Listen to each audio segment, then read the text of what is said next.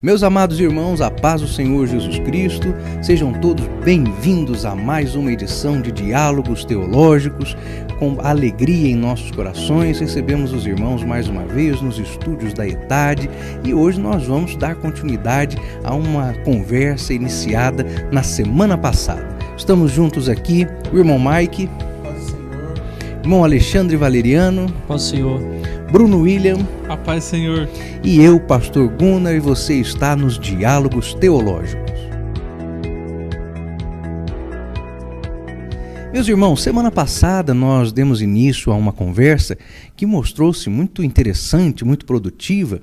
Estávamos conversando a respeito de iniciativas para a preservação e a perseverança da igreja na sã doutrina, um cardápio de assuntos que foi extraído de um livro, uma leitura clássica. Irmão Mike, está com o clássico aí, meu irmão? Estou sim. Mostra lá para nós o clássico, Teologia Sistemática, de Stanley Horton, editado pela CPAD.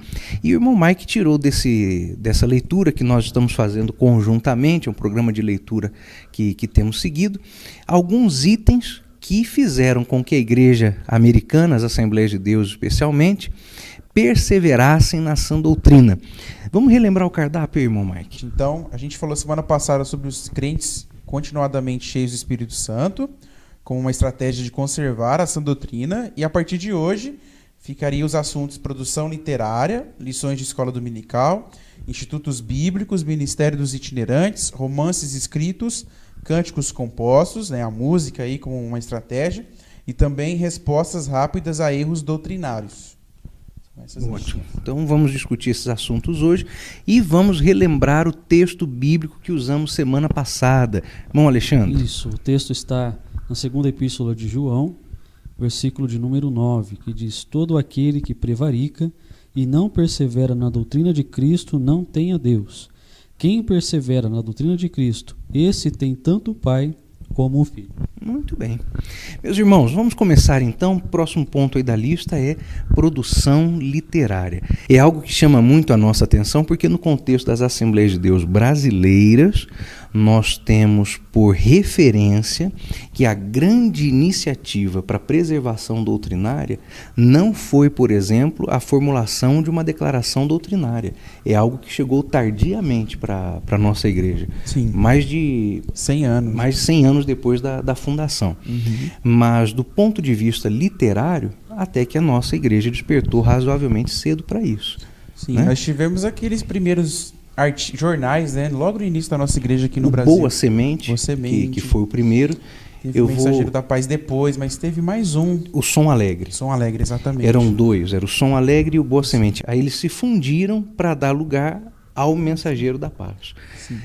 E isso levou logo, então, à criação da Casa Publicadora, que teve a sua formalização adiantada na época da ditadura de Getúlio Vargas, por causa de instrumentos de censura, que é coisa muito prática dos governos de esquerda. Mas então a CPAD se formalizou ali. E a partir de então, produção literária. Mas não vamos ficar restritos só à Casa Publicadora. Vamos falar aí sobre como literatura pode ajudar na preservação da sã doutrina. Vamos lá. E para mim isso é importante porque no programa passado a gente até alinhou bastante a questão do conhecimento bíblico com a questão das experiências, com a questão do Espírito Santo, Conhecimento bíblico com o Espírito Santo. E propagar o conhecimento bíblico, ele, pelo menos na Assembleia de Deus dos Estados Unidos, foi feito de forma, pelo menos pela forma que eu li o texto, de maneira mais doutrinária. Então, todas as produções literárias eram mais voltadas a questões doutrinárias. Tem até um livro que a gente pode citar, que é do Stanley Horton também, que é aquele livro O que a Bíblia diz sobre o Espírito Santo. Você vê que é um livro extremamente doutrinário. E as publicações eram mais voltadas a essa questão da doutrina. Eu penso que aqui no Brasil a gente vem a falhar um pouquinho nesse sentido aí. Somente na questão das editoras confessionais, Mas eu penso que a produção literária ela ajuda porque ela propaga conhecimento bíblico, Sabe uma outra coisa que me chama a atenção? negativamente no mercado literário cristão, né, pentecostal de um modo geral, é que nós estamos vivendo um momento que não é novo, é coisa que vem já de algumas décadas. Um momento interessante em que as editoras, de um modo geral, têm se preocupado em lançar uma grande quantidade de títulos por ano. Não sei se o Bruno tem algum número atualizado de alguma editora que vale a pena citar, mas muitos títulos por ano. E eu me lembro de ter estado visitando uma vez a igreja de Lavras, que foi fundada pelo pastor Lawrence Olson. E aquela igreja, até aquele momento da minha visita, tinha tido 2 pastores só, o missionário Olson e o sucessor dele, que era o pastor Cerqueira. E o pastor Cerqueira falou para mim: eu gostava de um tempo, perdido lá nos anos 70, em que a editora da denominação, no caso era a CPAD, lançava no máximo 18 ou 20 obras por ano. Eu tinha tempo de ler tudo. E todas eram doutrinárias. Hoje há uma carga de 80 livros por ano, às vezes mais do que 100. Nem todos, obviamente, podem ser lidos, porque você não consegue ler tanto livro assim por ano. E sem falar o fato de que há uma multiplicação de gêneros literários que estão colocando a abordagem doutrinária em segundo plano. Tanto é que abriu-se um hiato, né? Uma lacuna no mercado editorial pentecostal no Brasil que algumas editoras têm tentado preencher. Então eu tenho a impressão de que publicar muito não significa publicar a coisa certa ou publicar bem. Não sei a opinião que vocês querem ter sobre isso.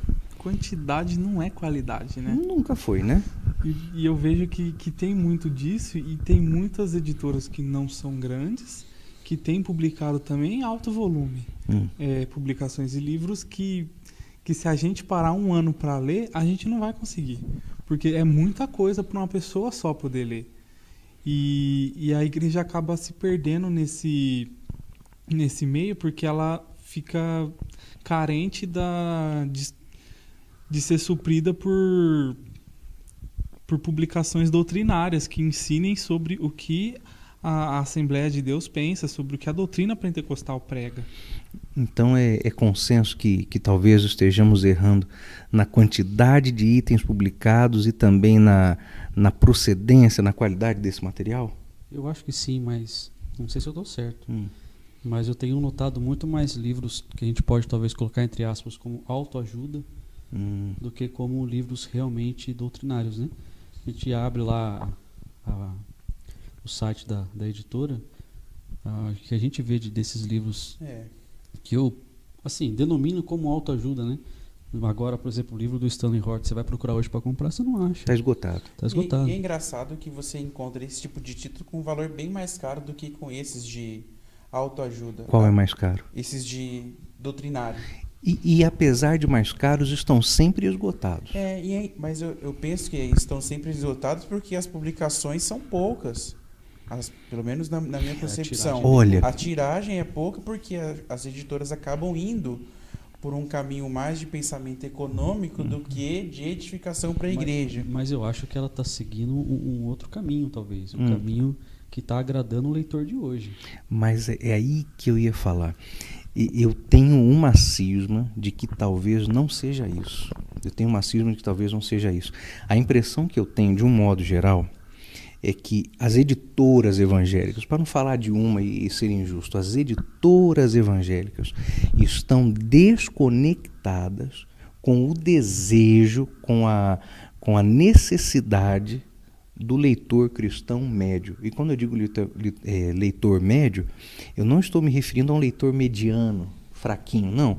Aquele que representa a maioria, o desejo da maioria. E essas editoras estão achando que talvez o interesse dos leitores seja esse, essas obras rasas, né?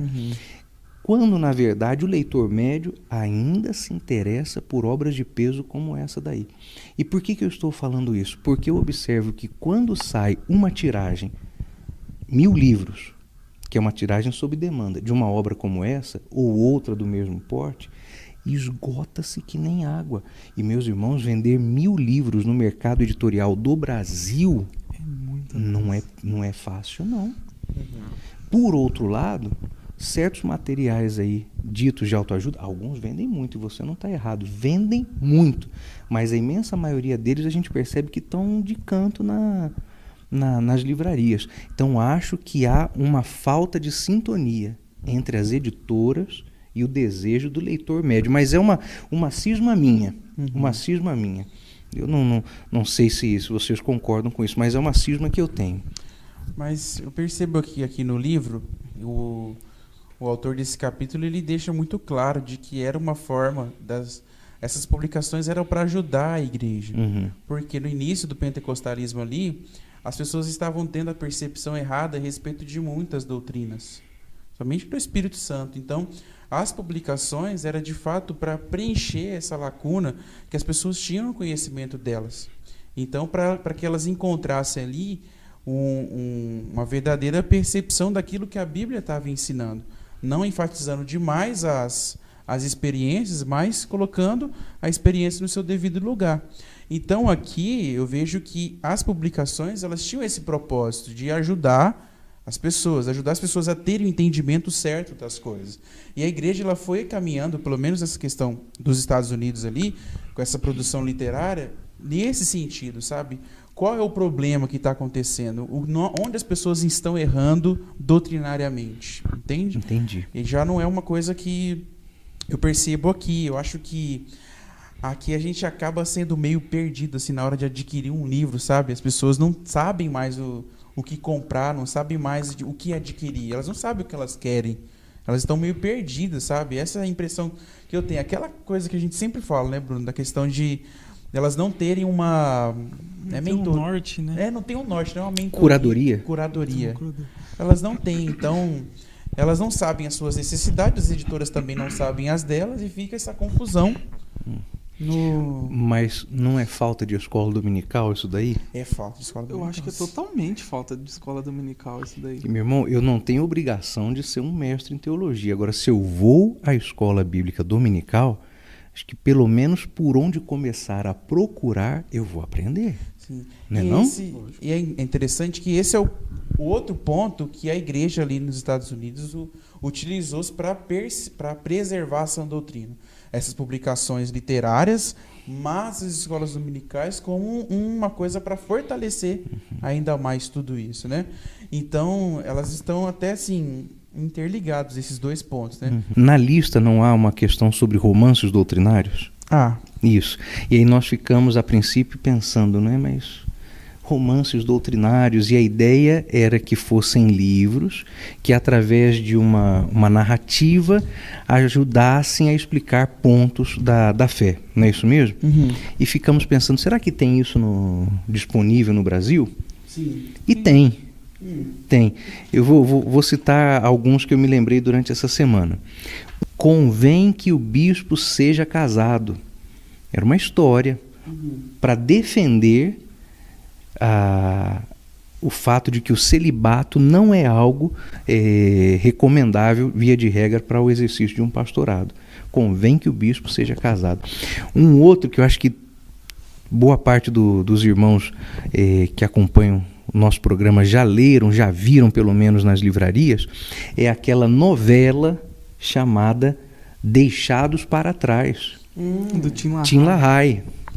Então ali nós temos isso, questões escatológicas explicadas através de um enredo. Tem mais uma, para despertamento do interesse missionário.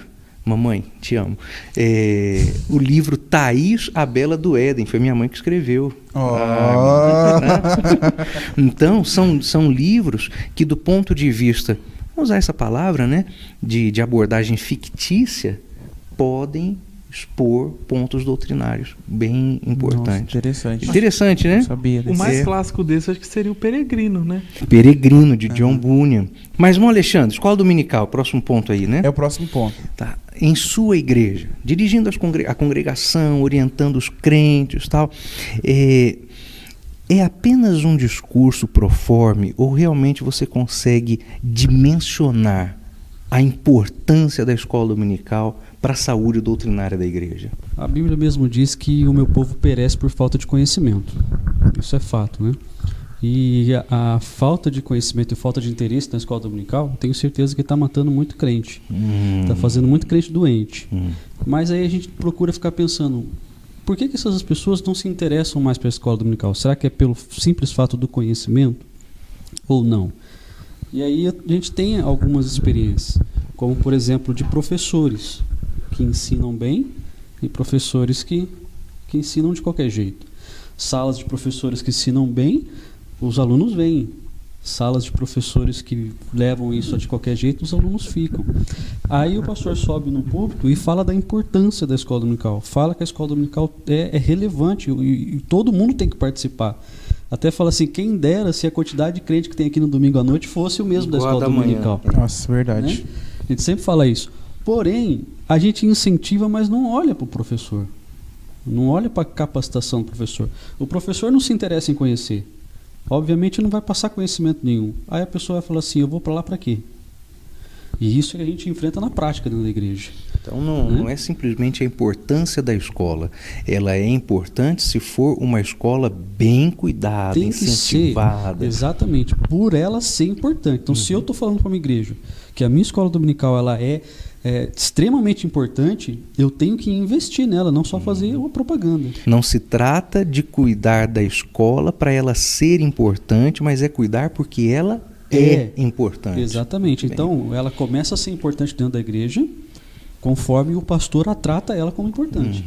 Nossa, isso é muito verdade. Isso aí. Então, se o pastor trata ela como um departamento de total relevância dentro da escola, dentro da igreja, desculpa, a escola dominical vai crescer. Entendeu?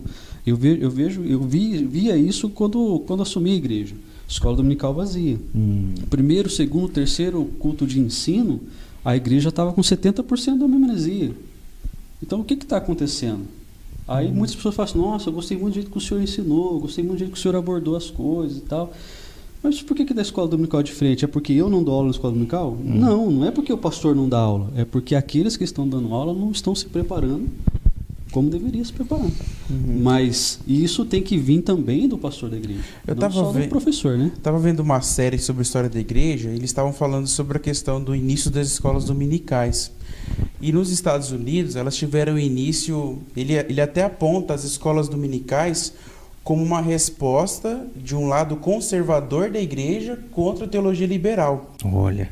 Eles apontam a escola dominical como uma iniciativa naquele período ali da igreja responder a toda a teologia liberal que estava vindo, atacando as igrejas.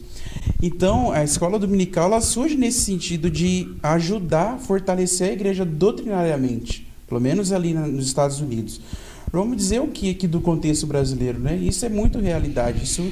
Esse fortalecimento da igreja ele se dá através da escola dominical.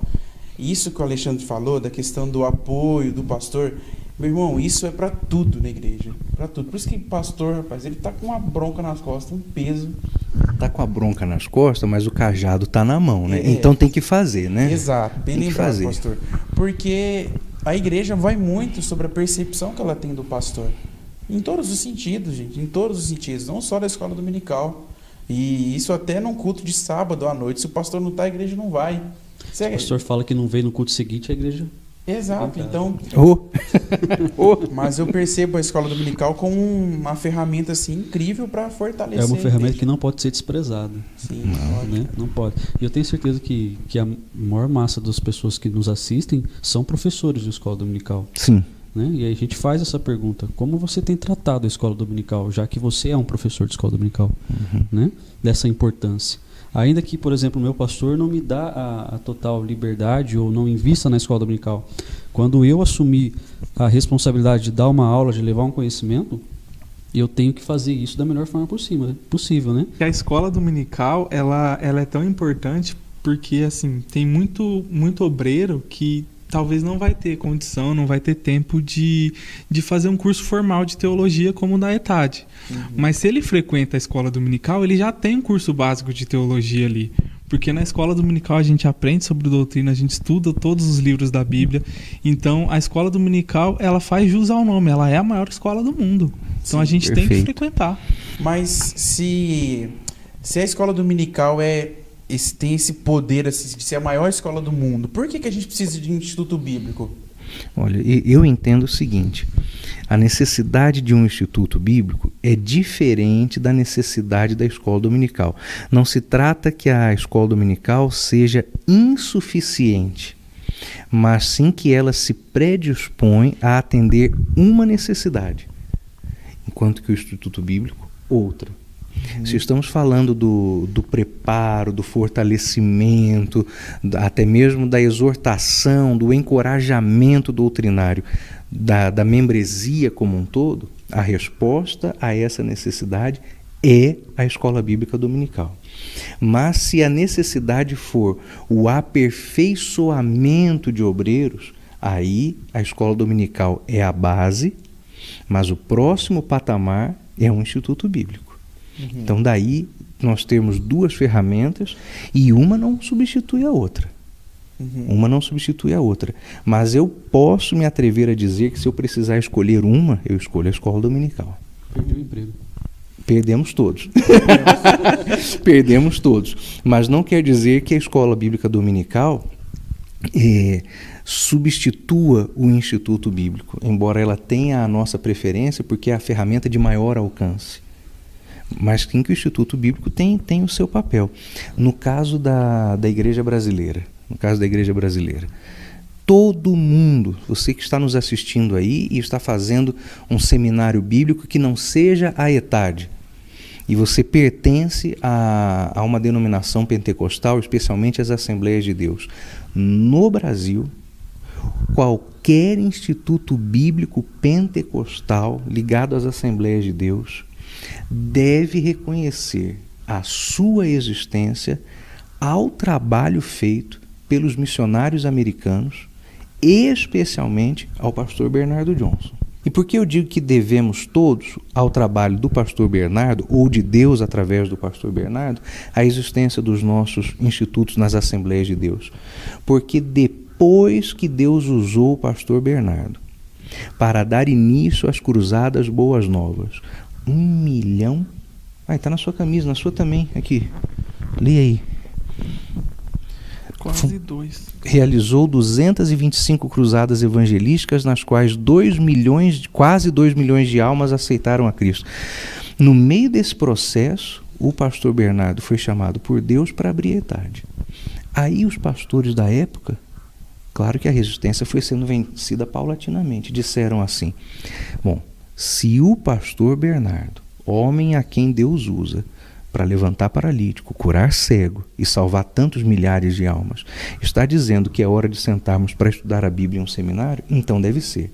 Isso quebrou a resistência da igreja brasileira aos seminários teológicos. Então, se você está em outra escola, ligada a alguma igreja Assembleia de Deus, você tem que saber que o seu seminário está aí, porque o pastor Bernardo Johnson, que fundou a ETAD, foi o instrumento de Deus para quebrar a resistência dos assembleianos ao estudo teológico. Inclusive, nós temos um programa que nós falamos bastante sobre seminário, que é para que serve a teologia, né? Um dos primeiros programas. Começa no púlpito ou no seminário? Isso, onde começa a boa teologia. Exatamente. Isso aí. A gente fala bastante. Então, se quiser ver, dá uma volta lá no nosso canal.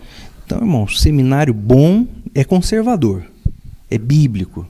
Tem que pegar a palavra de Deus e por ela e através dela extrair conhecimento. Outras fontes não. Tem até uma história sobre, voltando à questão dos missionários americanos, que o pastor Orlando Boy, ele foi um missionário que fez muitas traduções, né, para a igreja brasileira aqui, né? Foi muito dedicado a isso, né? Do ponto de vista da literatura, nós devemos muito ao que temos hoje, não às editoras formais, mas ao trabalho do pastor Orlando Boyer.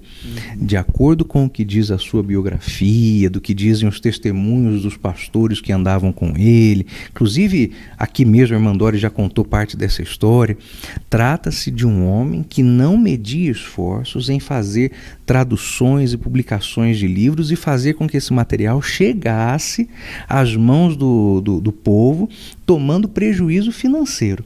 Aqui no Museu da ETAD, um livro editado em 1967, chamado Através da Bíblia, livro por livro, que é de autoria do pastor, obrigado Bruno, Meyer Pirman. Esse livro roda no Brasil hoje através da Editora Vida. Mas quem o trouxe para o Brasil, quem bancou sua tradução, quem bancou suas primeiras edições, o pastor Orlando Boyer. Aí você abre lá na contracapa do livro e está escrito assim: para mais pedidos deste livro, por favor, entrar em contato com a caixa postal tal, que era a caixa postal de uso pessoal do pastor Orlando Boyer, pela qual ele atendia os leitores. Que iniciativa, né? Ô, meu irmão. Inclusive, se você quiser fazer uma visita aqui ao nosso museu, você pode ligar aqui na ETAD, marcar um horário e nos visitar aqui. Visita o museu, tem muita coisa bonita lá para você ver e comprar. Eu e o Mike, a gente vai muito em sebo, né?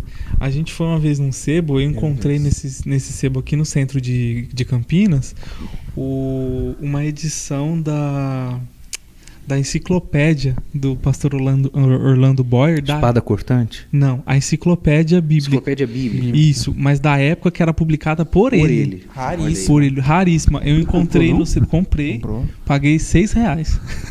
Hoje é publicada pela CPAD, né? Você vende ou não? Paguei por R$6. É uma capa de couro, é pequenininha aqui assim ainda. Raríssima. É bem antiga. Eu não lembro o ano dela, mas é bem antiga. Eu acho que era a segunda edição. Eu acho que é uma coisa raríssima. assim. Tá no Bruno. Eu vou tirar uma foto para Bruno tem uma sorte para achar as coisas assim, porque parece que brilha o livro na frente dele. Bom, já que estamos falando de livros raros, antes da gente terminar o programa, eu vou até colocar uma música triste de fundo. Fecha aqui em mim, irmão. Corta pra mim aqui. Corta pra mim aqui. Meu Deus, vai bem. Isso, uma música bem triste de fundo. Vou fazer aqueles olhos grandes de criança triste. Algum irmão postou no Facebook, meu santo, eu não sei seu nome, não sei quem é você, mas você postou no Facebook uma foto de um livro chamado Atos dos Apóstolos, de autoria de Stanley Horton. Eu comecei a procurar por esse livro na internet, meu servo, e não achei. Procurei nos sebos, não encontrei. Fui à estante virtual, não vi. Então, se você tem esse livro, quer dar de presente para mim, você manda para cá, pro endereço da ETAD. É sério, tô brincando não, gente. E eu me comprometo a orar pela sua vida, meu irmão. Não precisa mandar dinheiro, nada. Você manda esse livro para cá. É você que fez, você sabe que foi você. Você sabe que foi você. Coloca esse livro no correio e manda para cá. Porque que obra rara. Eu procurei, revirei a internet. Tá procurando isso faz tempo, que eu lembro quando ele me mostrou a foto. Não sei quem foi o santo que fez isso aí, mas você que fez está sentindo seu coração apertado agora. Então manda para mim esse livro, eu vou orar por você. Se você não mandar, eu vou orar também, hein? Meus irmãos, na nossa lista nós temos ali ainda os cânticos, mas dos cânticos nós falamos há 2 semanas atrás, né? Que foi até aquele que o irmão maestro Fábio Tuba participou. E tem outro ponto interessante, que é a respeito da itinerância. E não é uma itinerância como a que é feita hoje, é aquela em que os pastores iam para ensinar quem não tinha condição de ir para um instituto bíblico. Mas isso vale um programa só para tratar disso. Então, seguindo a sugestão do Bruno, nós vamos tratar desse assunto num programa à parte, só para falar sobre ministério itinerante. Então, uma boa lista, um bom debate. Antes de encerrarmos, o irmão Mike tem uma mensagem para os irmãos. Meus irmãos, por favor, compartilhe esse vídeo, marque alguém, curta, se inscreva no nosso canal lá. Vou colocar música triste para você também? Meus irmãos, é muito importante que vocês façam esse vídeo chegar a mais pessoas.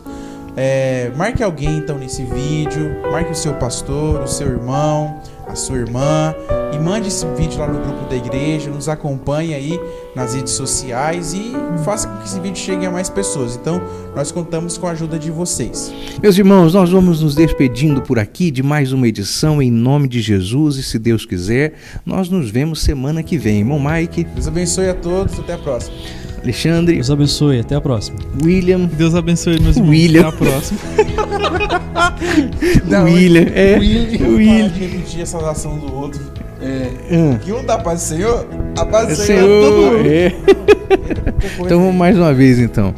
Meus amados irmãos, nós nos despedimos por aqui, até o próximo programa, se Deus assim nos permitir. Irmão Mike, Deus abençoe, até a próxima. irmão Alexandre. Até a próxima. Repetiu, não repetiu? Não, tirei a paz do Tirou Senhor. para o Senhor. Deus abençoe, até a próxima. Fazer um jogo geral. Meu Deus do céu, mais uma vez, hein? Vamos lá. Meus irmãos, nos despedimos por aqui, alegres por mais esse programa. Que bom contar com a sua participação. Nos veremos semana que vem, se Deus assim permitir. Irmão Mike, Deus abençoe. irmão Alexandre, Até a próxima. Bruno, Pai do Senhor, meus irmãos. Até a próxima. até a próxima semana, se Deus assim nos permitir. Deus em Cristo Jesus abençoe a sua vida.